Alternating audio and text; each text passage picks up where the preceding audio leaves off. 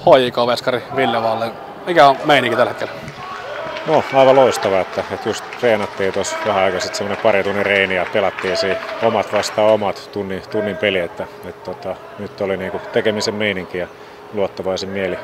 Odotetaan ensi viikon tiistaita. Mites sun mielestä Veikkauksen kausi on HJK tähän mennessä mennyt?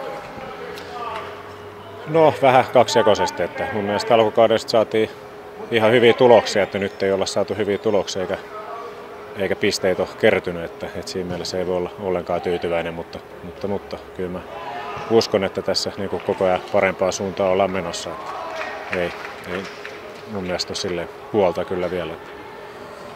Keskikenttä oli ehkä se asia, mikä teille heikentyi viime kaudesta selkeästi. Nyt on keskikentälle tullut Mika Väyrynen. Onko Väykkä se ratkaisu keskikentän ongelmiin?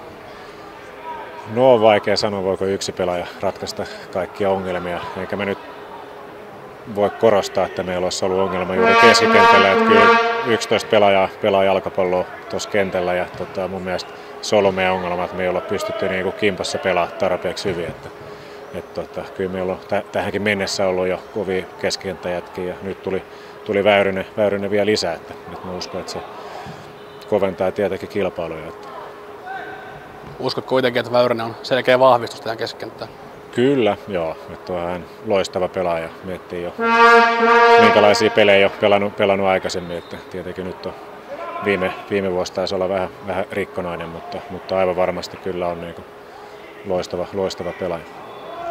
Teillä on tosiaan europelit ensi viikolla edessä. Onko vastustajasta minkäänlaista tietoa vielä? On joo, että oikeastaan nyt eilen ja toissapäivänä jo pikkasen käytiin läpi Reykjavikin joukkuetta ja katsottiin videopätkää ja vähän analysoitiin minkälaisia pelaajatyyppejä sieltä tulee vastaan. Nyt meillä on muutama päivä vähän huilataan ja sitten taas treenataan pari päivää ja niissä varmasti katsotaan sitten taas lisää paneudutaan vastustajaan. Mikä on veikkaus?